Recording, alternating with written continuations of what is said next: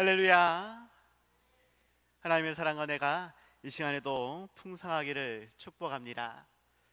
예수님의 기도의 습관을 닮아서 어떠한 어려움이 있을지라도 문제를 해결해 갈 수 있는, 기도로 해결해 갈 수 있는 우리가 되어지며, 예수님의 전도 습관을 닮아서 더욱 힘있고 능력 있는 삶으로 복음을 전파하고 아름다운 열매로 하나님께 영광 돌릴 수 있는 우리 모두가 다들 되시기 바랍니다. 3월달 주제로 전도를 말씀을 드리고자 하는데, 전도의 직무가 무엇인지, 하나님께서 우리에게 어떠한 사명을 주셨는지 다시 한번 생각해 보며 귀한 직분을 감당하고 하나님께 영광 돌릴 수 있기를 바랍니다. 본문 자체에는 전도자의 일을 하며 내 직무를 다하라 하면서 직무가 전도에만 한정되어 있는 것은 아닙니다. 우리에게 주신 많은 직무가 있고 많은 은사와 달란트를 통해 또 직분을 통해 감당해야 될 많은 일들이 있죠. 그 중에서 특별히 전도자의 일을 하는 그 전도의 직무를 감당할 수 있는 우리가 되어야 하겠습니다. 세상이 갈수록 악해지고 세상이 갈수록 타락해져 갑니다. 하지만 그러할 때에 우리는 더욱 거룩한 성도의 삶을 살아가며 땅끝까지 복음을 증거하며 하나님께 아름다운 열매로 돌려드릴 수 있는 그러한 전도의 직무를 감당함으로 하나님께 영광을 돌리고 복과 은혜를 풍성히 받아 누릴 수 있는 우리 모두가 다들 되시기 바랍니다. 미국 매사추세츠 주에 에드워드 킴볼이라는 선생님이 있었습니다. 그는 일반 공립학교 교사였지만 또 교회에서는 주일학교 교사로 열심히 봉사하고 헌신하는 그러한 사람이었지요. 그런데 그가 맡은 주일학교 아이들이 주님을 알기를 간절히 원했지만 그들의 행동이나 말투나 기타 여러 가지 모습들을 생각해 보면 포기하고 싶을 때가 너무나 많았다라고 간증을 합니다. 어떤 큰 일이 있었는지는 구체적으로 제가 알아보기는 어려웠지만 그냥 간단한 예화 하나가 요한복음의 말씀을 전하기 위해서 아이들에게 성경책을 펼치라라고 이야기했는데, 어떠한 아이 하나가 성경을 잘 몰라서 성경의 맨 앞부분을 펼쳐 놓으니까 다른 반 친구들이 비웃으며 놀리기까지 하였다라고, 그것 때문에 그 아이를 위로하고 격려하는 것이 매우 어려웠다라는 그러한 이야기도 있죠. 하지만 그러한 상황 속에서도 자신이 교사로서의 직무가 있기 때문에 끝까지 감당하고자 힘썼다라는 것입니다.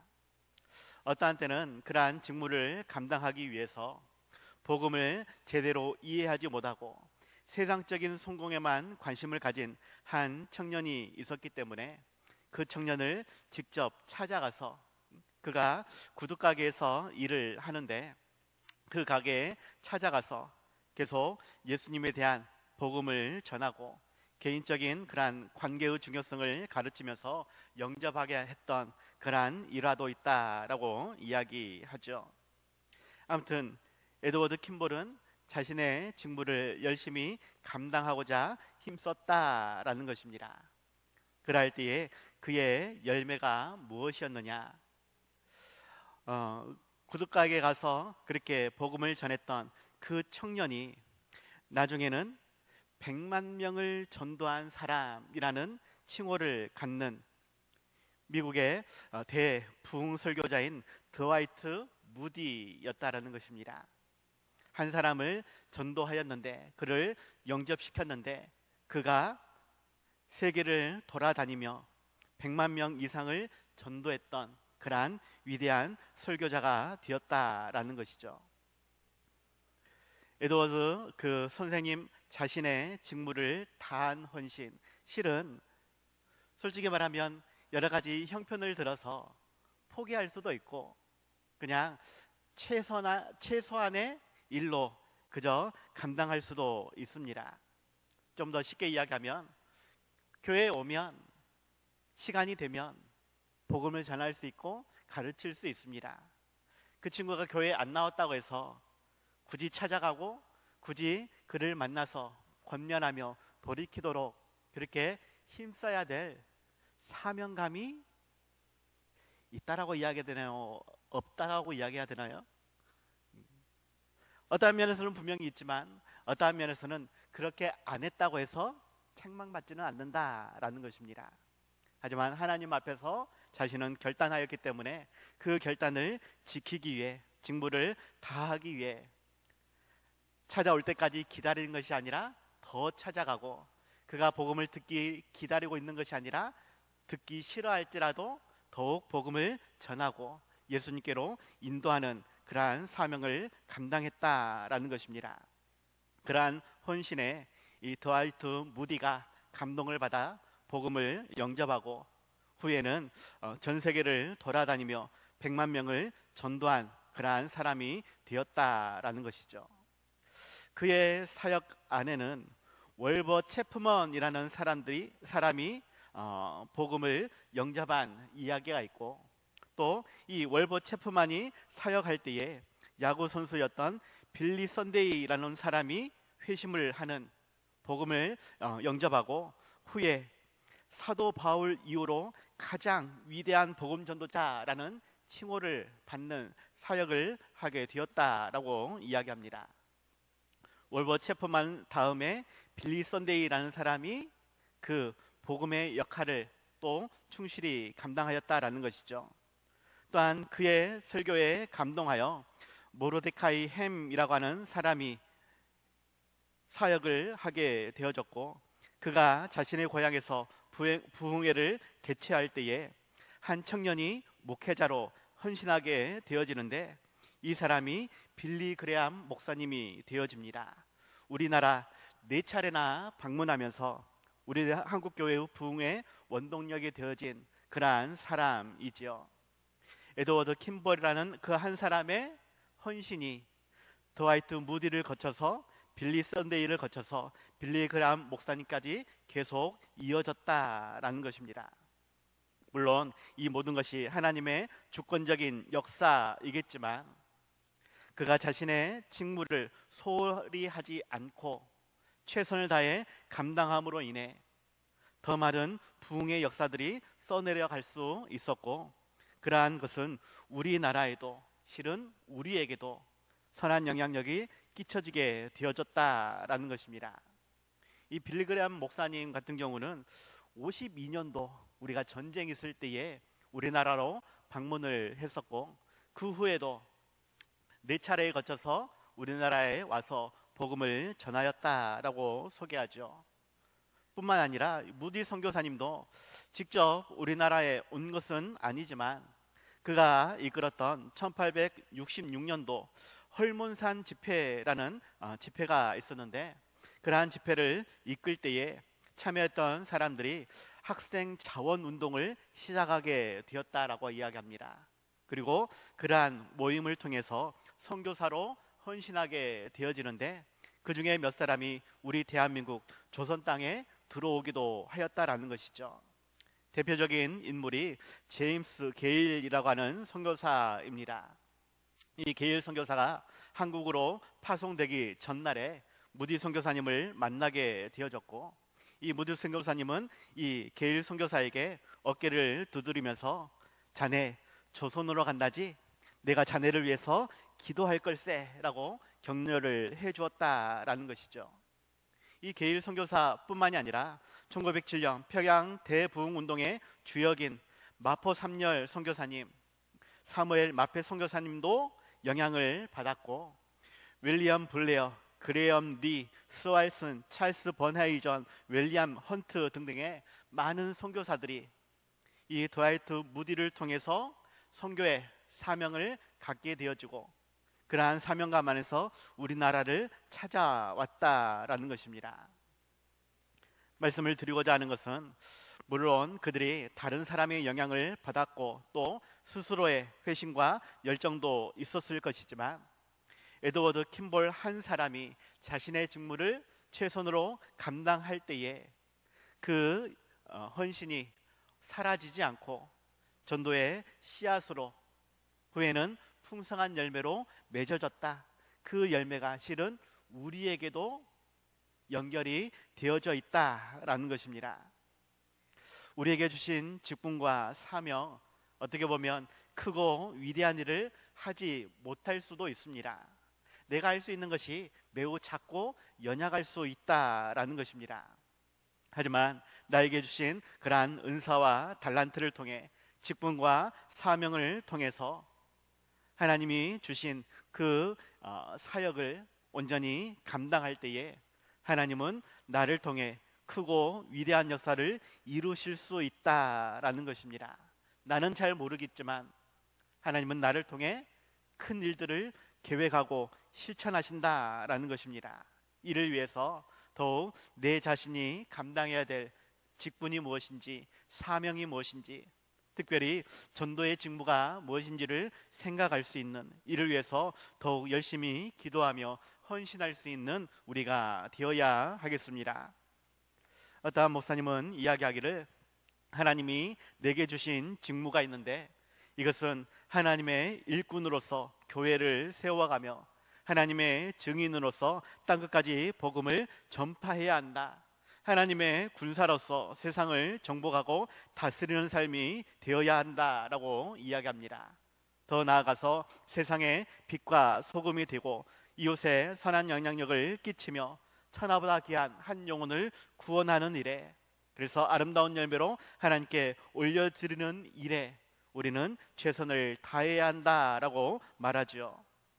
우리는 이러한 직무를 충실히 감당해야 한다라는 것, 다른 사람이 할 수 있도록 축복하며 기도하며 도와주는 것도 필요할 것이고, 무엇보다도 내가 그 일에 최선을 다해 시간이나 물질이나 열정이나 기타 모든 것을 쏟아부을 수 있어야 한다라는 것을 기억하시기 바랍니다. 이것이 우리에게 주신 엄한 명령이다라고 오늘 본문이 이야기하고 있는 것이죠. 특별히 두 가지를 말씀을 드리고자 하는데, 첫 번째가 전도의 직무는 하나님의 엄한 명령인 것을 기억해야 한다라는 것입니다.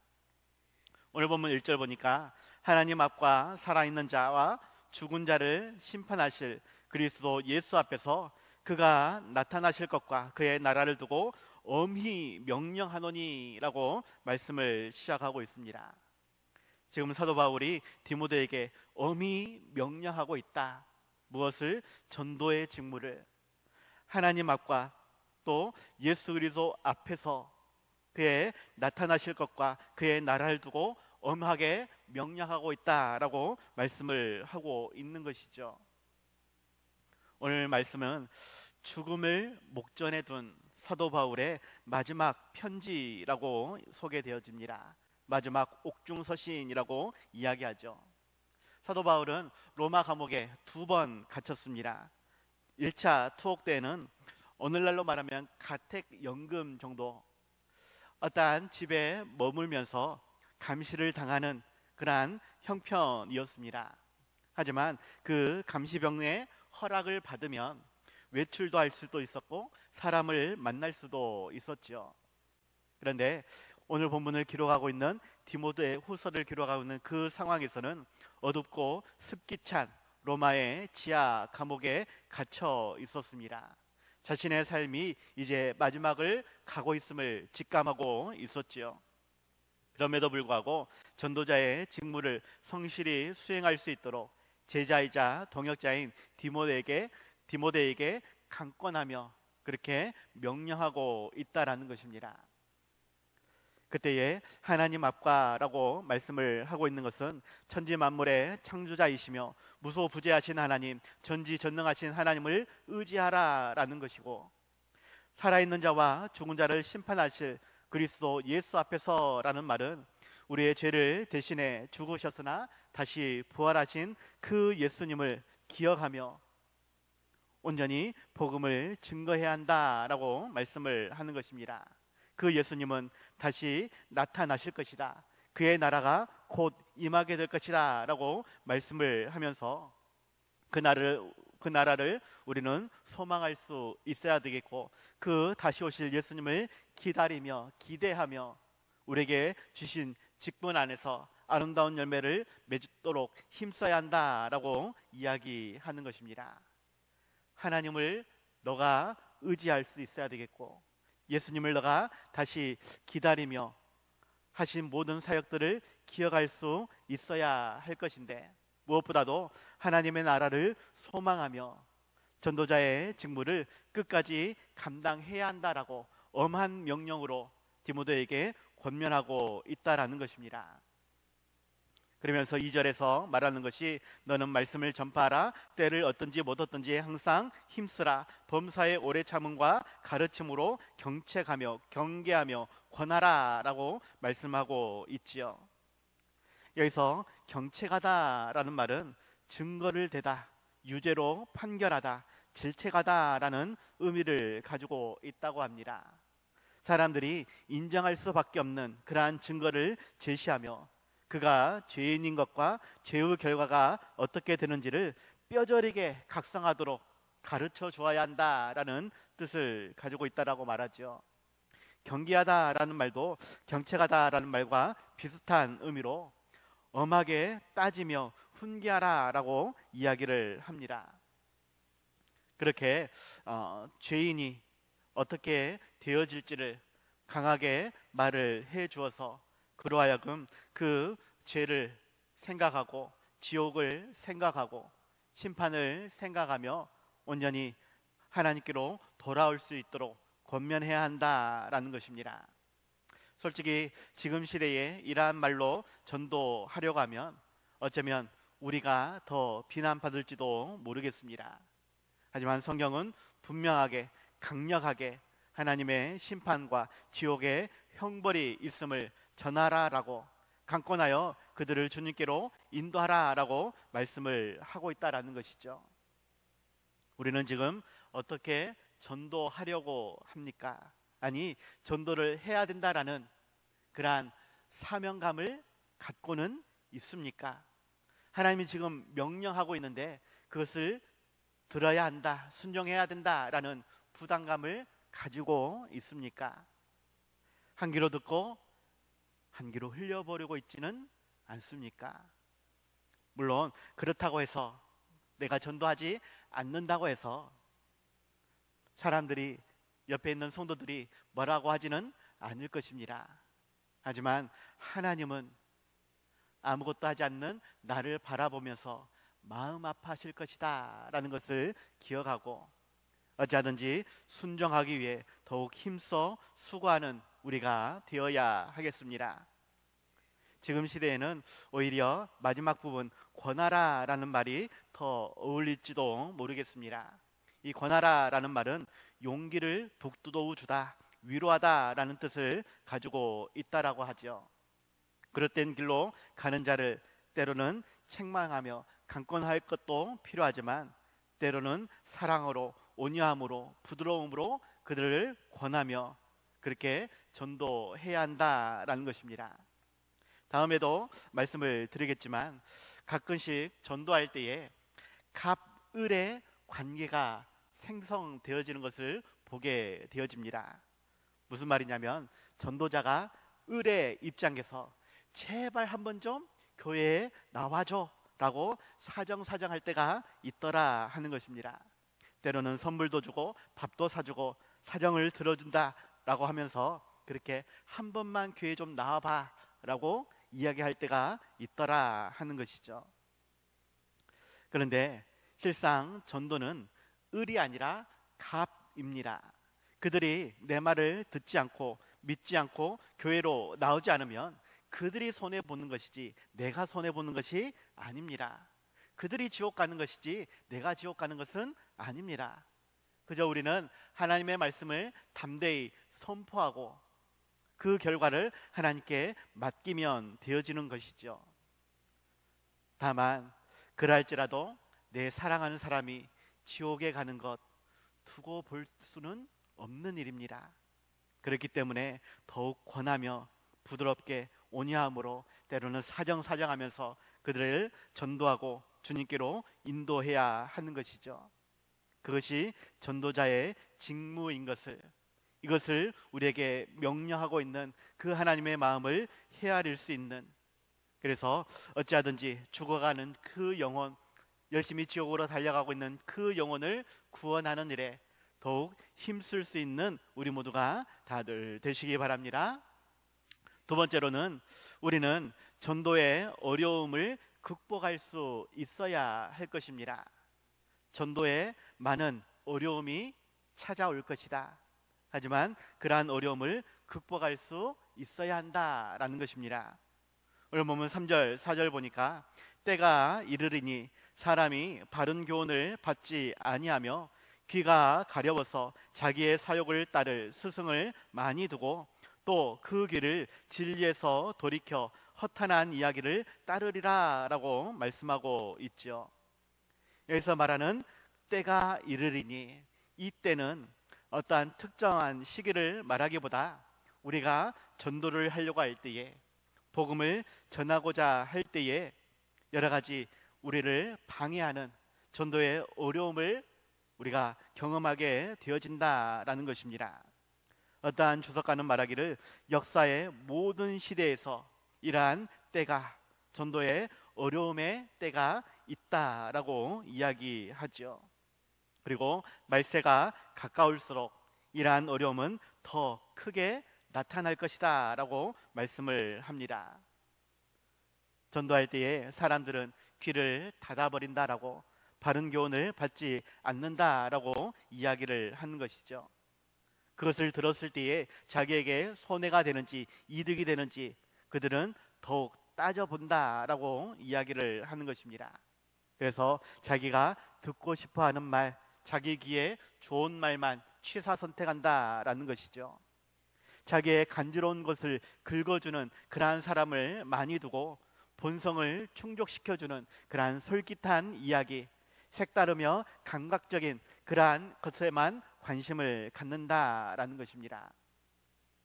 그릇된 욕심을 충족시켜주는 그러한 이야기만 사람들이 따르지, 바른 교훈을, 하나님의 말씀을 따르고자 하는 사람은 갈수록 줄어든다라는 것입니다. 요즘 시대에 개인적으로는 포스트 모더니즘과 또 종교다원주의이라는 것들이 많이 성행함으로 인해 전도가 더 어렵지 않나 생각이 되어집니다. 이 포스트 모더니즘이라고 하는 것이 1960년대 중반부터 일어난 문화운동의 이념으로 탈근대주의라고도 불리는데, 상대성, 다원성을 강조하며 정치, 경제, 사회 등 다방면과 또 문화 사상에서 발견되어진다라고 이야기합니다. 자세히 설명하면 너무 복잡한데 쉽게 이야기하면 일반적이고 보편적인 논리에서 그것을 새로운 시각으로 바라보는 그러한 관점이 생겼다라는 것입니다. 그냥 일반적인 모습이 아니라 그것을 한번 다르게 바꾸어 본다라는 것이에요. 왜 꼭 그렇게 해야 돼? 이렇게 해도 되잖아 라는 생각을 갖는다라는 말입니다. 오래된 그러한 신념이나 관습을 거부하고 모든 관점을 동등하게, 유효하게 주장하는 그러한 이야기다라고 말하죠. 교회 신앙과 관련돼서 이야기하면 절대적인 가치가 없다라는 것입니다. 우리로서는 구원은 오직 예수 그리스도 한 분뿐입니다.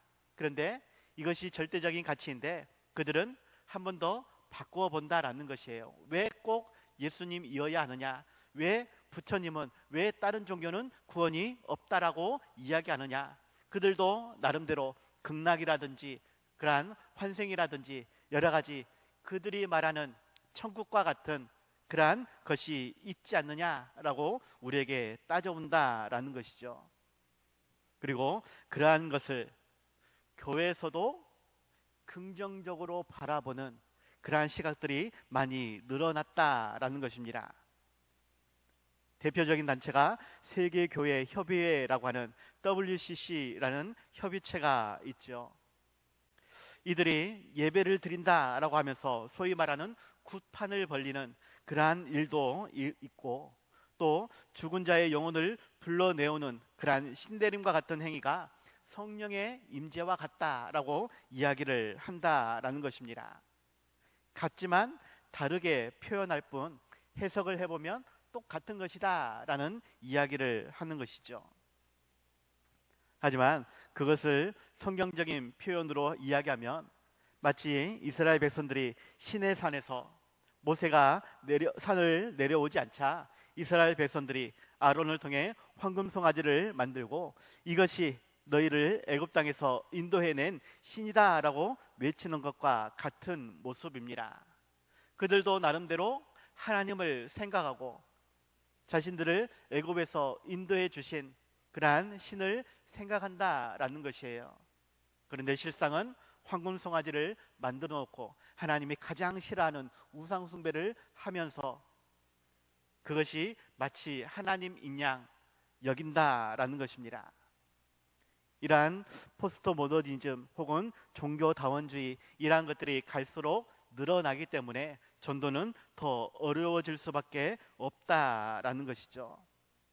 그리고 그러한 것이 교회 안으로도 들어오게 되어졌고, 그리고 성도들이 그렇게 생각하는 경우가 많으며 그 성도들이 목회자도 그래야 된다라고 목회자를 오히려 끌고 가는, 자신의 사상으로 끌고 가는 그러한 모습을 보여준다라는 것입니다. 어쩌면 대표적인 것이 감리교회에서 보여주고 있는 동성애를 합법화하는, 인정하는 그러한 모습이 아닌가 생각이 되어지죠. 그렇게 목회자가 따라가지 않으면 성도들이 삐지고 토라지고 교회를 떠나버리는, 그래서 목사들도 그들을 붙잡기 위해서 어쩔 수 없이 어느 정도 인정해주는 지금 교회의 모습이 그렇게 되어지고 있다라는 것입니다. 우리는 그러한 어려움을 극복할 수 있어야 되겠고, 온전한 신앙을, 온전한 믿음을, 오직 예수 그리스도를 증거할 수 있어야 할 것입니다. 사도 바울도 당시 교회 안에 예수님의 재림의 때가 언제인지 알지 모르고 성도들은 세상에서 너무나 많은 어려움을 당하고 있었기 때문에, 또 그러한 상황에서 거짓 교사와 거짓 교훈이 교회 안에 난무하여졌기 때문에 교회가 많은 어려움에 처했다라고 이야기합니다. 이로 인해서 배교자들이 늘어나고 교회를 떠나는 그러한 형편이 되어졌다라는 것이죠. 그런데 사도 바울은 정작 감옥에 갇혀 있어서 아무것도 할 수 없기 때문에 더욱 안타까워하며 디모데에게 권면을 하고 있는 것입니다. 전도에는 많은 어려움이 따를 수밖에 없습니다. 왜냐? 사탄이 제일 싫어하기 때문에. 그렇기 때문에 전도자에게는 엄청난 시련이, 어려움이 닥쳐올 수밖에 없는 것입니다. 하지만 사도 바울은 디모데에게 직설적으로 이야기하죠. 디모데후서 2장 3절에서 나와 함께 고난을 받으라 라고 이야기를 하는 것입니다. 나와 함께 고난을 받으라. 지금 내가 감옥에 갇혀서 죽을 위기에 있는데 너도 그렇게 해라 라는 뜻이에요. 어떻게 보면 어떻게 그렇게 말할 수 있어 라고 생각할 수 있겠지만 이것이 하나님의 엄한 명령이기 때문에, 전도의 사명이 있기 때문에 그러한 위기가 찾아올지라도 전도자는 그것을 끝까지 감당해야 한다라고 말씀을 하는 것입니다. 세상 풍조에 휩싸일 것이 아니라 더욱 우리의 믿음을 견고히 해야 할 것이며, 더욱 천국에 대한 소망을 굳건히 다지며 하나님께 드릴 열매를 위해, 전도의 열매를 위해 더욱 힘써 수고하는, 고난을 견디며 온전히 사명을 감당할 수 있는 우리가 되어야 한다라는 것입니다.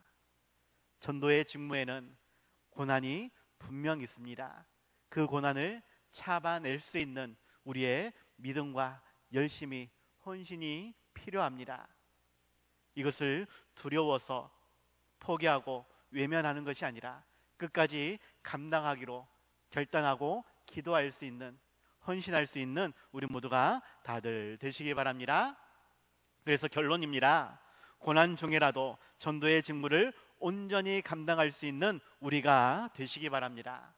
오늘 본문 5절에서 그러나 너는 모든 일에 신중하여 고난을 받으며 전도자의 일을 하며 네 직무를 다 하라라고 말씀하고 있지요.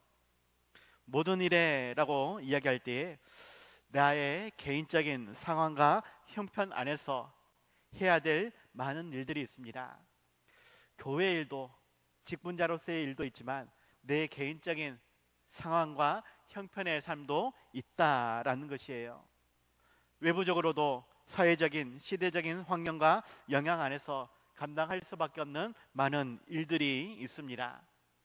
하지만 무엇보다도 우리가 감당해야 될 모든 일은 하나님의 영광을 위한, 교회의 부흥을 위한, 온전히 하나님께 드릴 열매를 위한 모든 일을 우리는 감당할 수 있어야 한다라는 것이죠. 이를 위해 우리는 더욱 신중하게 살펴볼 수 있어야 할 것입니다.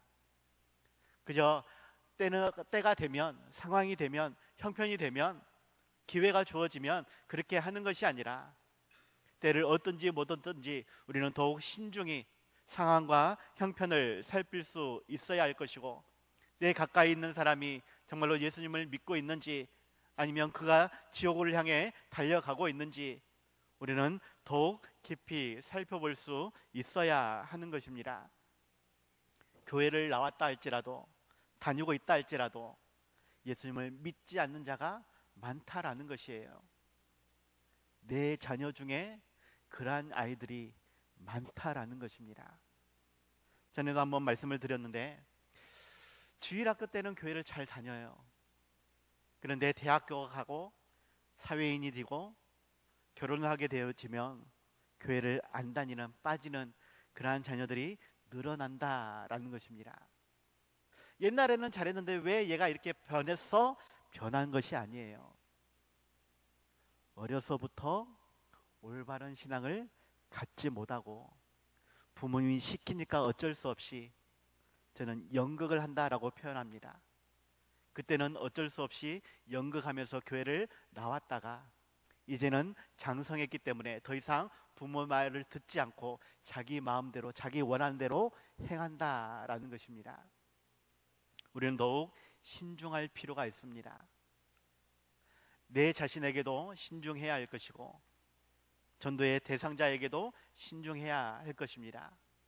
지금의 사회가, 문화가, 형편이 어떠한지도 우리는 살펴보아야 할 것입니다. 그럴 때에 전도를 방해하는, 믿음을 방해하는 그런 많은 것들이 눈에 띌 수밖에 없다라는 것이죠. 하나님께서 우리에게 보여주신다라는 것입니다. 그리고 전도를 하지 못할 많은 일들도 보여주신다라는 것이죠. 겪게 된다라는 것입니다. 그럴 때에 그러한 고난을 기꺼이 감수할 수 있는 우리가 되어야 한다라고, 이 모든 것을 감내하며 전도자의 일을, 나에게 주신 직분과 사명을 끝까지 감당하라라고 말씀을 하고 있는 것입니다. 이것이 우리에게 주신 엄한 명령인 것을 결코 외면할 수 없는 사명인 것을 우리는 기억하시기 바랍니다. 예수님도 마태복음 24장 9절에서 12절로 그때에 사람들이 너희를 환난에 넘겨주겠으며 너희를 죽이리니 너희가 내 이름 때문에 모든 민족에게 미움을 받으리라. 그때에 많은 사람이 실족하게 되어 서로 잡아주고 서로 미워하겠으며 거짓 선지자가 많이 일어나 많은 사람을 미혹하겠으며 불법이 성행함으로 많은 사람의 사랑이 식어지리라 라고 말씀합니다. 우리가 전도하고자 할 때에 계속해서 많은 고난들이, 어려움들이 생겨날 것이다 라고 말씀하고 있는 것이죠. 그렇기 때문에 우리는 더욱 신중해야 할 것이고 더욱 전도자의 일을 감당하기 위해, 전도의 직무를 감당하기 위해 나의 말과 나의 행동을, 나의 생각을, 나의 감정이나 나의 뜻을, 모든 것을 살펴볼 수 있는, 더욱 결단할 수 있는 우리가 되어야 할 것입니다. 말 한마디에도 선한 영향력이 끼쳐질 수 있도록, 나를 통해 살아계신 하나님이 증거될 수 있도록 우리는 더욱 신중해야 할 것입니다. 어떻게 하면 그가 나를 통해서 교회로 나올 수 있을지, 어떻게 하면 그가 복음을 들을 수 있을지, 어떻게 하면 정말로 예수님을 믿고 하나님의 자녀다운 삶을 살아갈 수 있는지 우리는 더욱 신중히 고민하며 기도하며 헌신할 수 있는 전도자의 직무를 감당할 수 있는 귀한 직분자들이, 귀한 전도자들이 다들 되시기 바랍니다.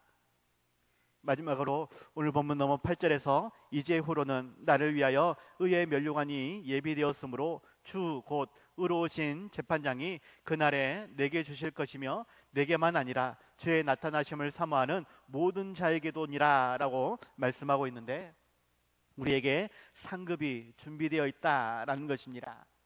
사도 바울이나 디모데에게만 있는 것이 아니라 주님의 나타나심을 생각하며 그때에 드릴 열매를 위해 열심히 준비해가는 모든 전도자들이, 모든 성도들이 반드시 받게 될 것이다 라고 말씀을 하고 있는 것이죠. 그날에 하나님께 드릴 열매가 없어서 부끄러운 우리가 아니라 더욱 풍성한 열매로 하나님께 드리며 잘했다 칭찬받을 수 있는 풍성한 상급으로 더 풍성한 은혜를 받아 누릴 수 있는 우리가 되기 위해 전도의 직무를 잘 감당할 수 있는 우리 모두가 다들 되시기 바랍니다.